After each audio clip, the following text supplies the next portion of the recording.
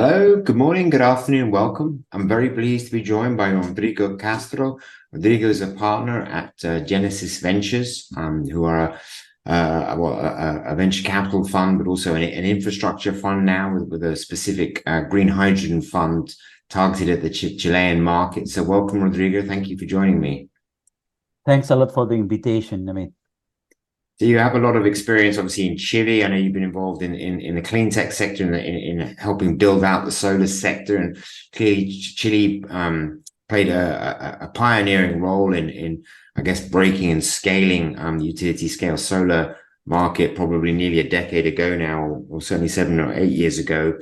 And we're seeing great movement in Chile with green hydrogen. So maybe you could give some of your overview to yourself, the fund that you're working on, and indeed some of the projects that you're working on to deploy your capital into funds and help start building this exciting new industry. Sure. Yes, we have been in this market for a while, almost 20 years from now, in the venture capital, building the Latin American ecosystem in clean tech. We have a very long term footprint on that sense. And on the other side, on infrastructure, I would say a private equity, so to speak, kind of funds.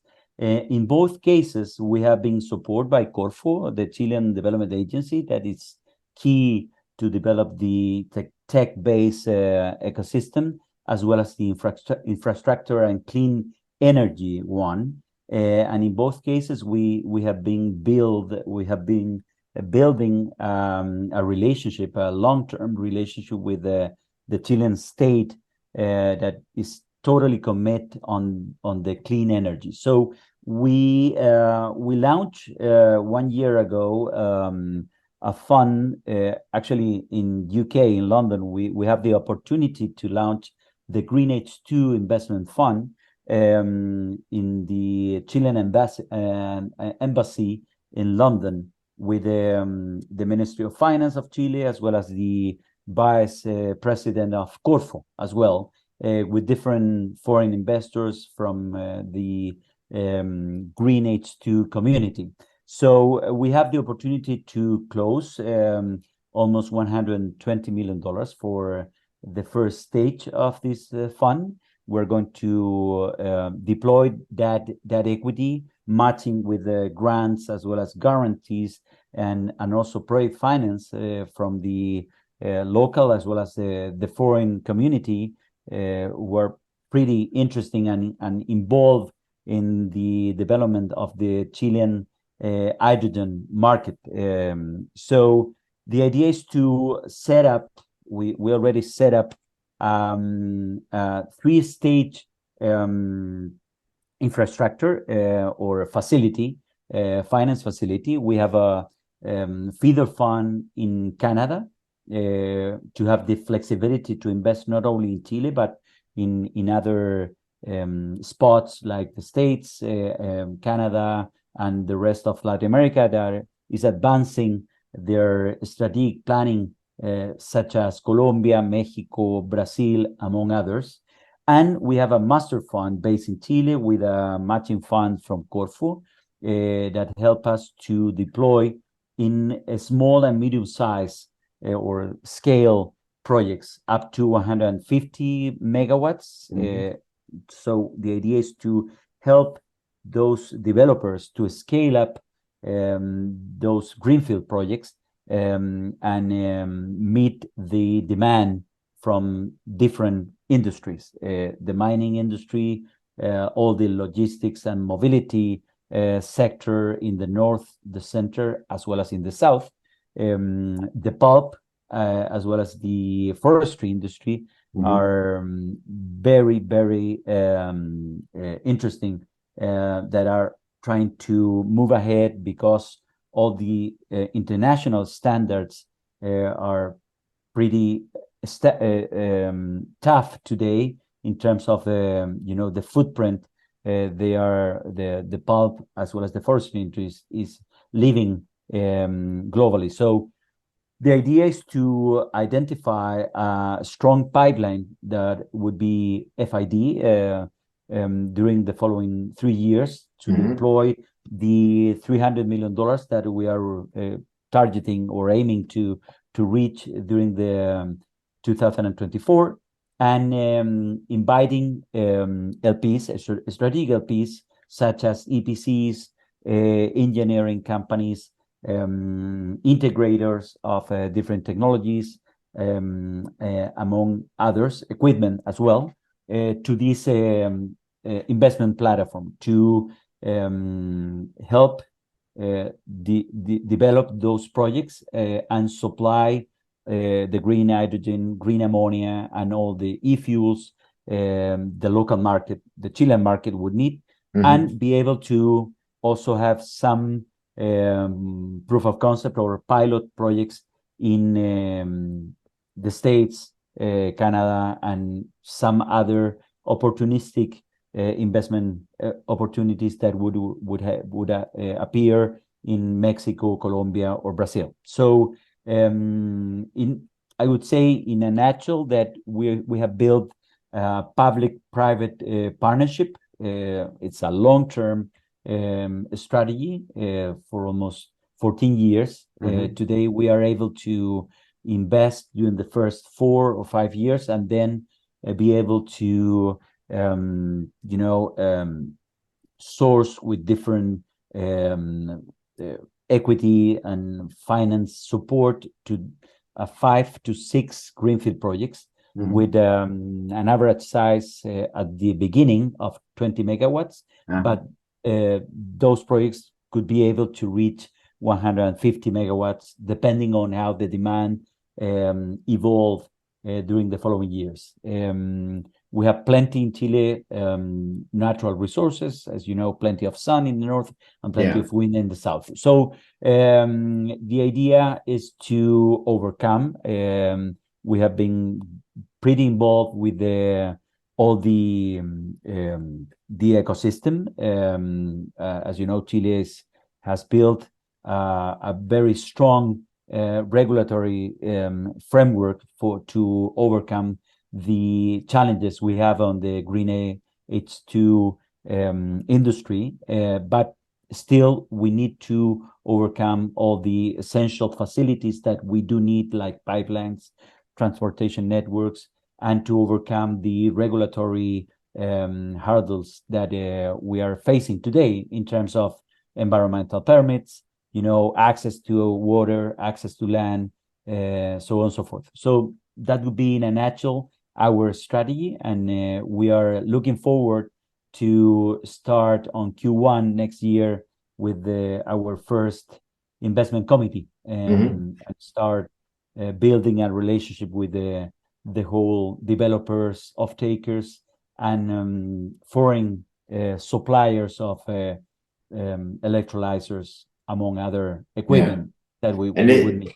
I mean, it's an interesting strategy, and certainly seems a sensible one to be focusing at the sort of the domestic off-takers and some of those smaller scale projects to help build proof of concept and indeed help scale the industry. Are there any specific, because also I guess that helps you avoid having to conform to yet to be decided regulations in some of the foreign markets, be that the EU or the US, for the actual sort of definitions of what is green hydrogen and what some of the detail is in the taxonomy. What regulations are still outstanding or that you're waiting for in order to put sort of steel on the ground in Chile? What is the risk profile like at the moment for green hydrogen? Is there still some clarity sought around I don't know, some of the permitting processes or actual regulations and the time that it will take to get those permits?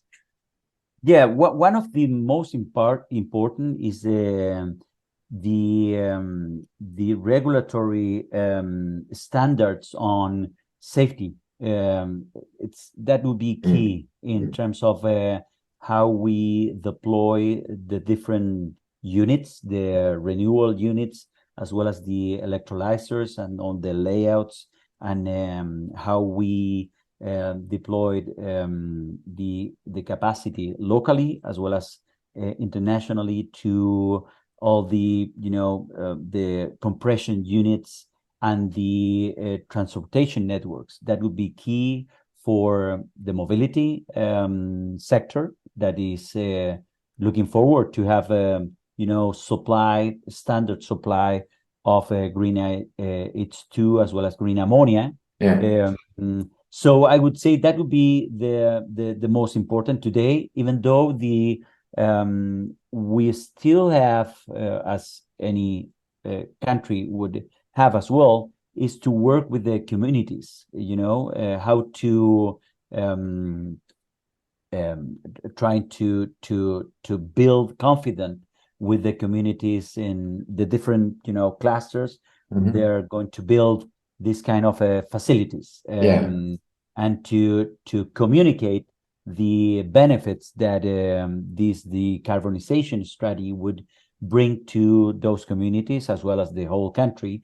It's key. It's the only way to have the long-term support that this kind of utility scale projects would need, not only the environmental ones, but also the community ones. Yeah, I would say. Yeah, I mean, and there must be, I guess, a lot of concerns around some of the products. Clearly, ammonia can be very dangerous, and yeah, people need to understand what the dangers are, and how safe ammonia has been handled up to date. Obviously, there've been some accidents in the past, but it's easily handled with the right planning and mitigation and safety aspects. I mean, in terms of you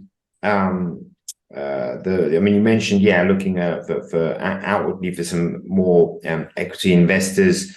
Obviously, Corfu, you mentioned, have been hard at work at helping to provide some of that, I guess, early stage finance, or I think there's $1.5 billion slated from them and some of the other multilateral lending banks. In terms of some of the other markets, you mentioned transport finance. I mean, also previously, I think you mentioned steel, and that there's a DRI project as well in Chile. That sounded interesting. Yeah, there are some flagship projects on steel, pulp, and forestry. Actually, the pipeline is getting the green ammonia and green H2 in Chile is getting strong and pretty interesting, with a diversified supply of developers that are looking ahead on the needs in different specific industry, not only mobility as well as power to X and the mining traditional ones, but also forestry is asking to, actually, one of the main claims, international claims, is to decarbonize in the following 10 years or so. So one of the strategy on the forestry industry here in Chile is to get enough green H2 for their plants. So they are starting to explore those kind of potential off-takers contracts. So we are looking to that specific. There are 2 or 3 projects based in the center south of Chile, where is the forestry cluster, as well as in the center south in Chile. We have the salmon industry as well, that they would need to overcome the main environmental claims from the international community. So they need, for instance, in the ships that transport, the small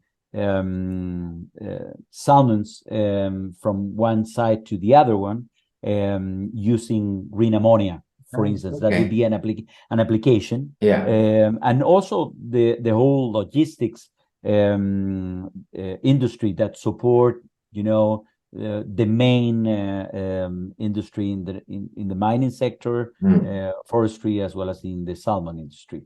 So that would be in a nutshell, the local clusters. But in the export utility scale, the mega size projects, there is another whole picture Yeah. in terms of a regulatory framework, off takers, long-term contracts. But in our case, at least in the medium term, we are going to get involved only in small and medium scale projects. That would be the Yeah. idea. And a question just occurred to me as you were speaking. Obviously, it's not been long now that CBAM has been introduced in Europe, the Carbon Border Adjustment Mechanism. Has that turned heads in Chile about the way things are moving, and in terms of having to start making sure that Chile produces products that are carbon neutral? Yeah, that would be we are facing, every industry is getting the international environmental claims to do that. So we have seen the whole picture. Cement is another. I missed that piece. Cement is another industry that and it's the one that would be more efficient in terms of the process to transform or decarbonize the production of cement. The carbon neutral claims and challenges ahead for our country and the specific industry.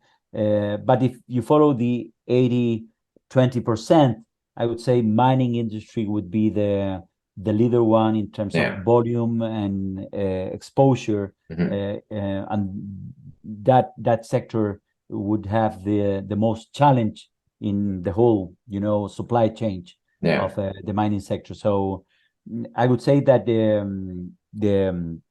the rising star here would be the service providers of the mining sectors. Logistic would be the one that is going to kick off with this kind of projects and signing MOUs with developers or greenfield projects to decarbonize buses or different kind of transportation services for the mining sector. So if you have that example, and I expect that business case would be successful in the medium term, would the mining industry would get into, but still they are pretty shy to get involved in they have some examples of these mining tracks.